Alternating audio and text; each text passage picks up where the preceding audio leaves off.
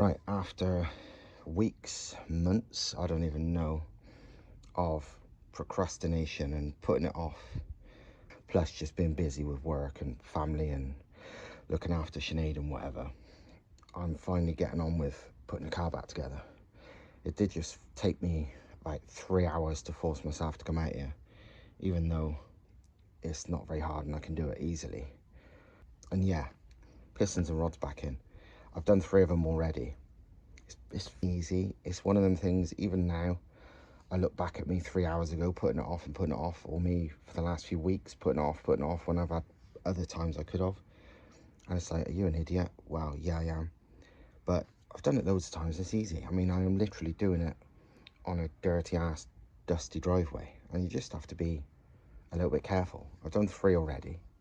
I'm going to show you how I do them. Basically, you need valve spring compressor.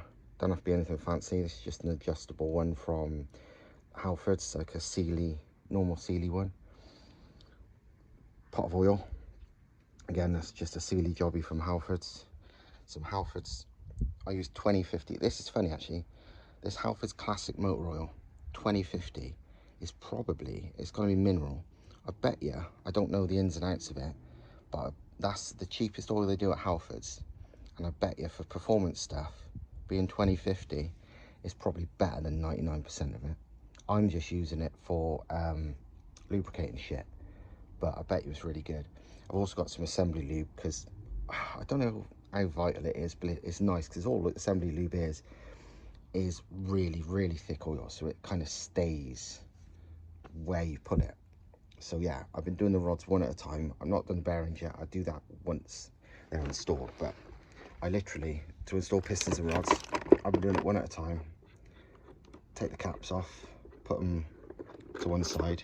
The reason one at a time like this is purely so you know what order you're doing it and you're not mixing caps up.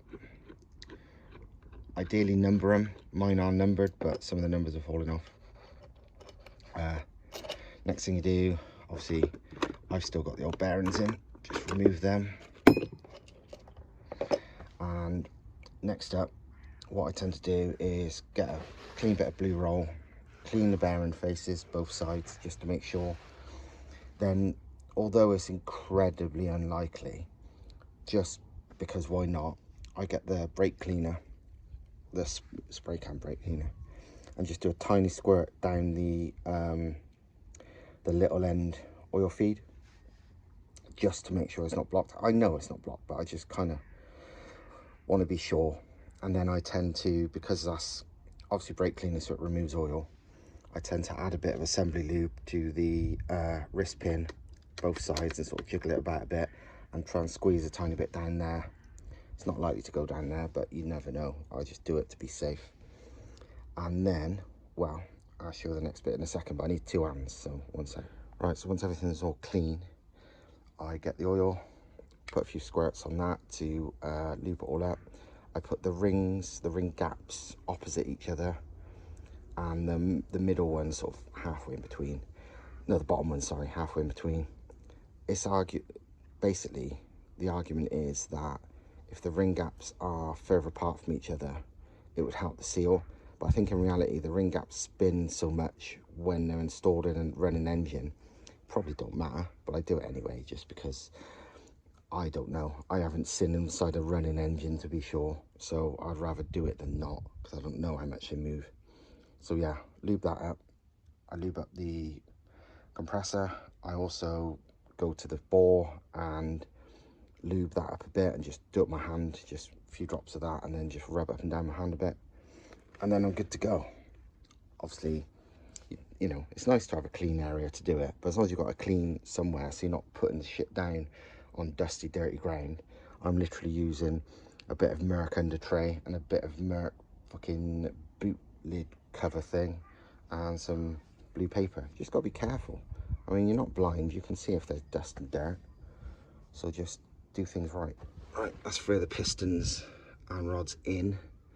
I've literally been putting the rod caps on the associated piston just so I don't mix them up, because yes, they're numbered, but the numbers are wearing. I mean, you can see number 3 on that, but yeah, they're not wearing very well. So I just do that to be sure, because obviously once they're all in, I can pull them down onto the crank, you know, get the bearings in place and all that, and do it all up.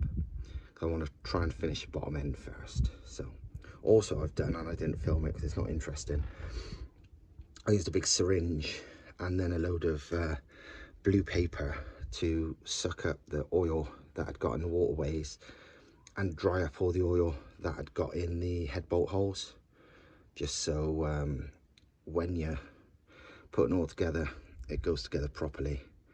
The head bolt hole things, I was just literally getting blue roll, like screwing it up into like a sausage, dipping it in there, squeezing it in there as far as I could, and then leaving it for a minute, pull it out, and then keep adding more and more over and over until it's dry.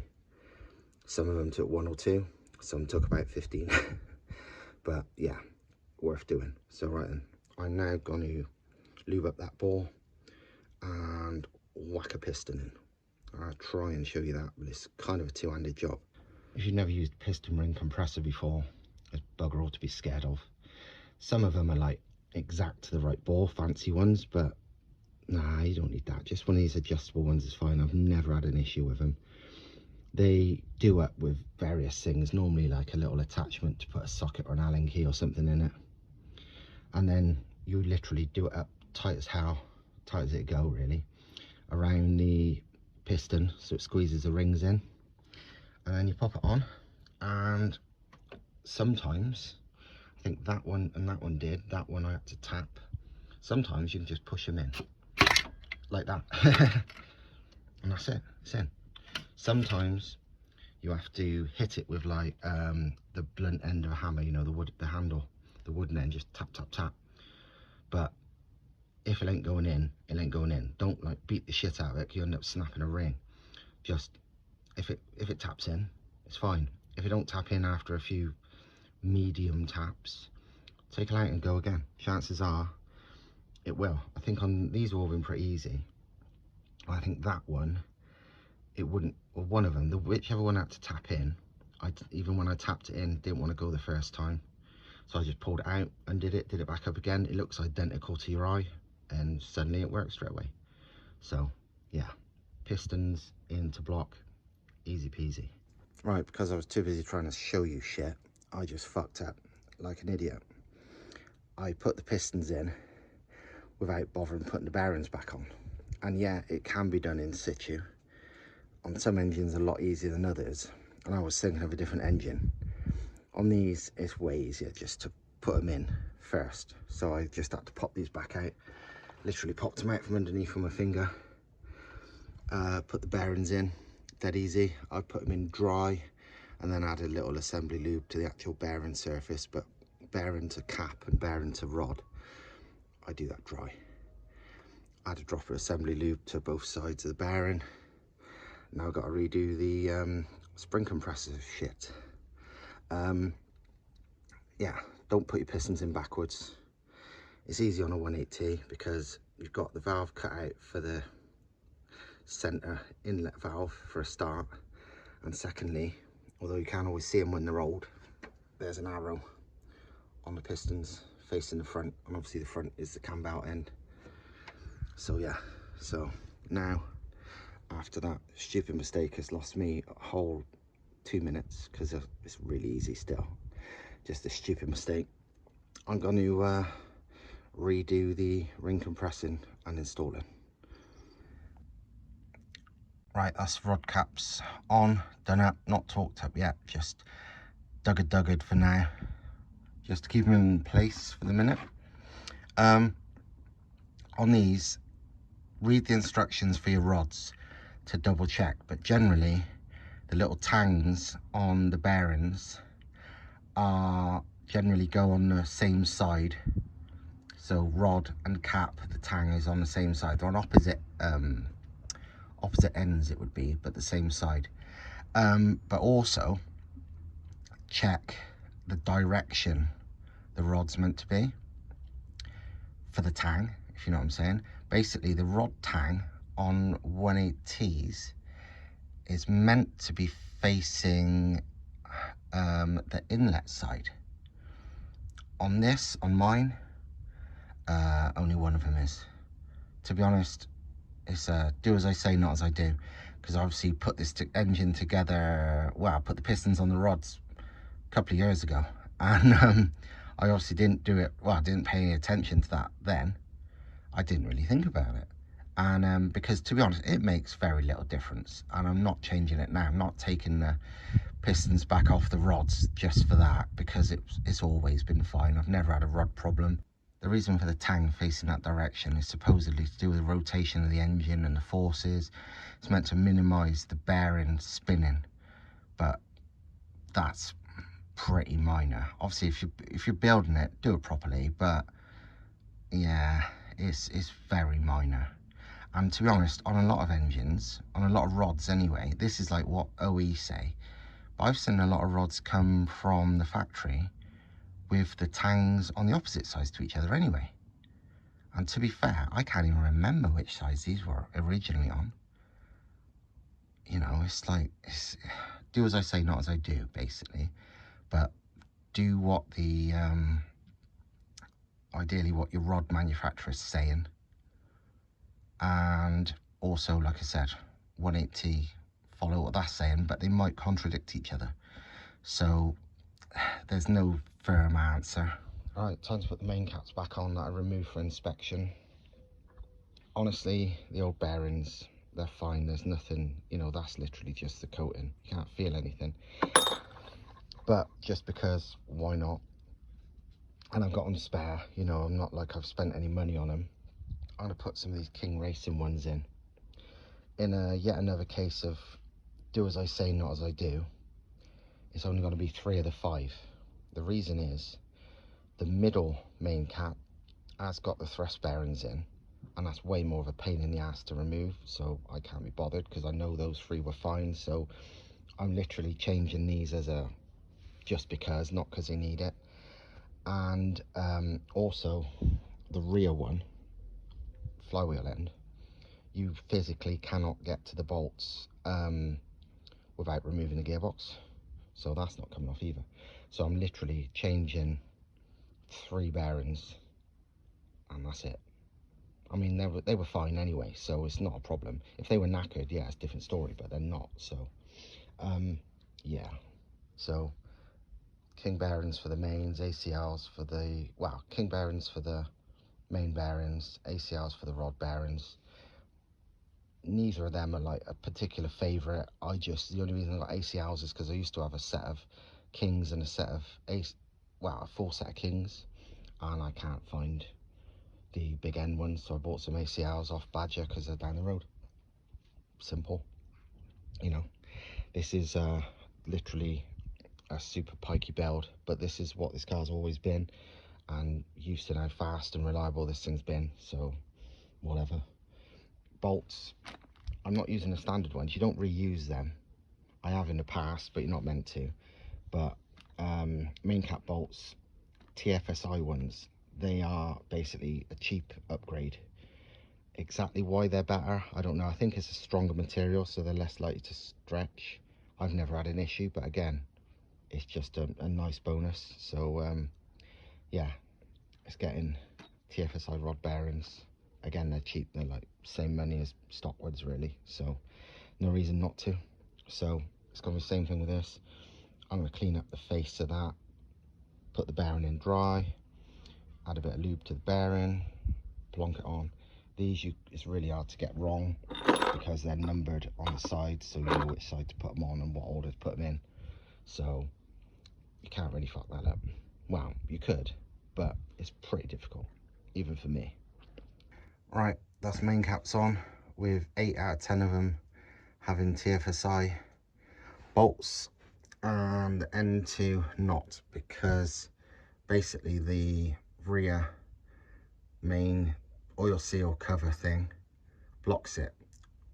To be honest, I might try it with the next build engine, the next time I got one out. I reckon I could probably, look, it's only slight, I could probably modify that Oh, I don't know, because it's basically increasing the chance of leaking. That seals up against the sump. But it might be possible to slightly modify it just to get a couple more mil, and then you can remove that one in situ. I mean, ideally you'd never want to, but you know, things happen, don't they? So it'd be nice to be able to if need be. I'll have to see on the new setup, but again, not talked them up, just done them up gently for now. Just the first little dugger on the electric ratchet. Now, oil pump, which is pretty easy. Well, it's easy the way I do it. I don't think you're meant to do it this way, but this is the way I do it. Next up, refitting the oil pump.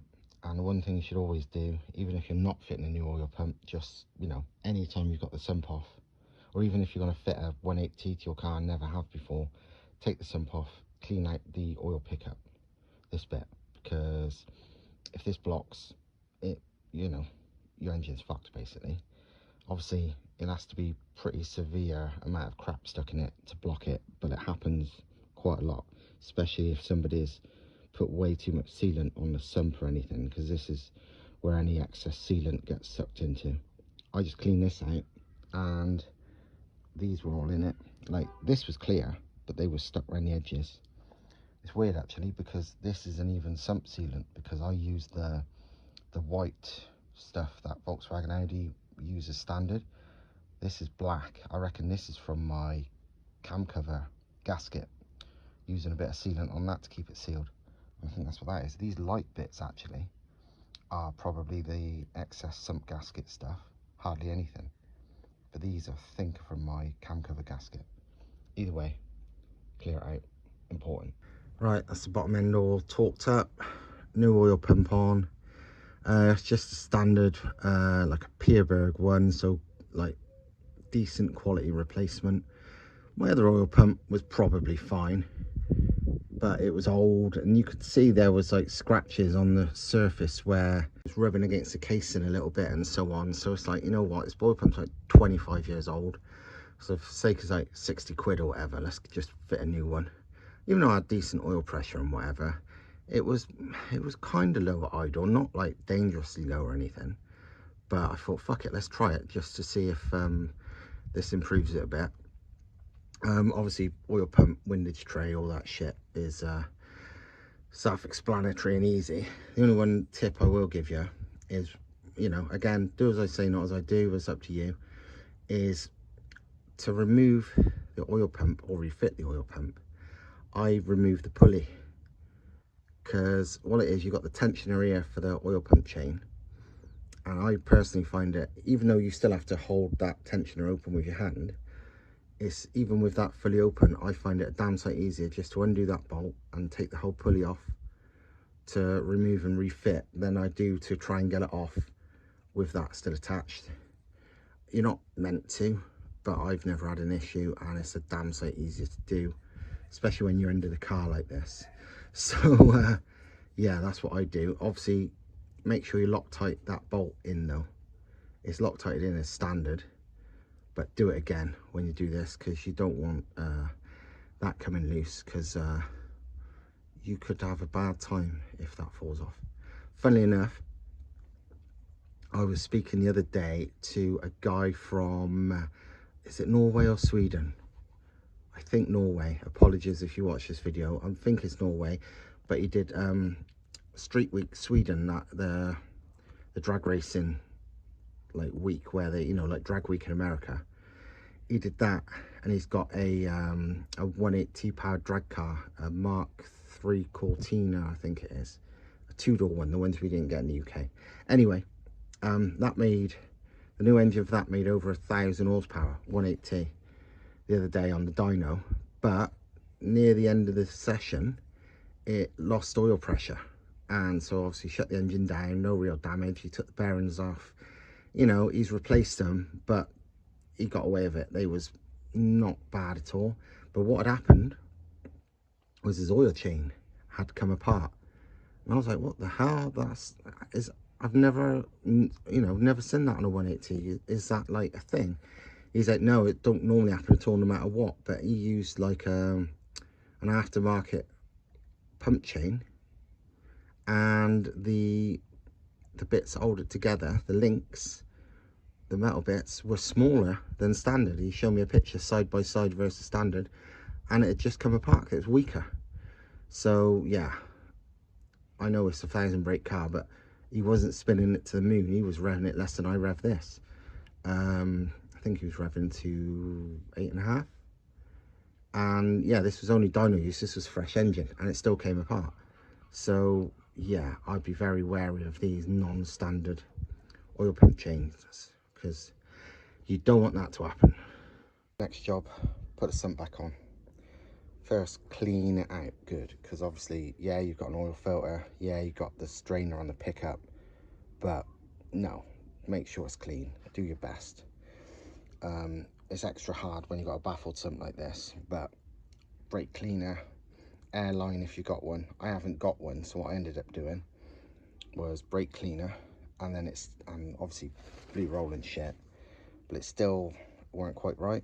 So I literally, because it was clean though, I went in the kitchen and filled it up with warm soapy water, you know, fairy liquid, to get rid of any grease, and then emptied it out, and then rinsed it with cold water, and that obviously got any dust and everything that was sticking to the greasy bits out, and now it seems as good as it's gonna be. For sealing it up, you know, people use all sorts, but I said, I think earlier in the video, I use the white stuff ideally that Volkswagen Audi use, which is this L-ring Durco stuff. It's white, and it seems to work really good. Basically, it's like the best stuff I've used for sealing things, and you only need a real thin skim of it on there. You know, don't use too much, because then it splodges into there and ends up blocking your pickup, you know. So just use a thin smear everywhere and you'll be good. That's the sealant on. What I tend to do, I know most people they're like squeegee it round, you know, do a bead. I've never got on with that, because you end up doing too much most of the time. What I do, I just put a bit on my finger and dab it, and I tend to dab, dab, dab, dab, dab, and when it it just covers it so you don't see metal, and if you dab it enough, it kind of pushes it everywhere, so make sure it goes everywhere. Yeah, it works. So just dab, dab, dab everywhere, and yeah, this generally, I mean, I've never had a sump leak. Again, I wouldn't say do it this way, this is foolproof, because A, you know, I might be lucky, and B, people might do it not exactly the same, but I always do it this way and have real good luck. I don't have loads, you know, filling the sump, because, you know, half time you take off a sump and there's fucking big bits of sealant where people's put way too much. But this is my way of doing just enough that it never seems to leak, but it doesn't fill the sump full of fucking silicone sealant either. So right, that's the bottom end all put back together, including all the bolts that bolt the gearbox to the sump and the sump to the engine and all that crap. Oil return pipe bolted up to the sump, oil temperature sensor plugged back in. Yeah, I can actually put the car back on the ground. I'm gonna no doubt have to put it back up in the air later on, so I can do the cam belt and everything, but that'll be the last thing I'll do on the car anyway. Once everything else is back together, time it back up and put a cam belt on it. So yeah, time to finally put this car back on the ground. It's been in the air for about 3 months. Just removing all the axle stands to get the car back onto the ground. I pulled out the last axle stand from this side, and fucking walnut fell out from between the axle stand and the body of the car. Squirrels decided to bury it there. I know it's squirrels because we've found loads of these walnuts that they've been burying or leaving around, but this one, it was like that sort of thing between, I think it was there. It stashed it there. So yeah, that's when you know your car's been on axle stands far too long, when the bloody squirrels are using it to stash their food for the winter. Got the car back on the ground, and I spotted something that is, wow, I'll show you. This is the cam belt tensioner. And no, it's not meant to move at all. The bolt's backed out at the top, and gone by how wobbly it is, it's barely in at the bottom. I don't know if vibrations or something made it come out. It's not normal, but that's a lucky escape, because the fact the head gasket went and stopped me using it, probably at the right time, because before long, with the tensioner like that, it would have lost all tension on the cam belt, and yeah, slipped some teeth, or the cam belt completely came off, and I'd have had, well, probably 20 destroyed valves, a wrecked head. Won't be surprised if some wrecked pistons. Yeah, especially if it happened at like 8,000 plus RPM, which is where I often take this. Funnily enough, I was talking about manual tensioners the other day. Somebody asked me, should I use one? And I was like, well, I know the Americans do a lot, but I never do, and I've never had an issue. And I spoke to Alex at Badger 5, and I said to him, do you ever use manual tensioners? And he's like, well, we never have an issue with them, but on race cars we often do, just to simplify things. So, but yeah, not very often. And so I was thinking, well, there's no point. But now this has happened, maybe I should. They're quite cheap. They're only about 150 quid. And yeah, it wouldn't necessarily stop this happening, because what's happened is the bolts have backed out, it seems. So I'll have to Loctite them next time. But still, it might be a sign that I should do it. I don't know if it makes it, and to be fair, especially if it makes it a bit easier to do the tension, because these automatic tensioners, they're so strong, it's a right pain in the ass. I really do not enjoy like doing the cam belt with these. Once ain't too bad, you know, when it's new, because you've got the pin and the pin's in. But if you ever have to adjust it, which you do if you've got like the tough out, one tough out or something when doing the timing, getting that pin, you know, recompressing it is a proper nightmare. So maybe I should just buy a manual one.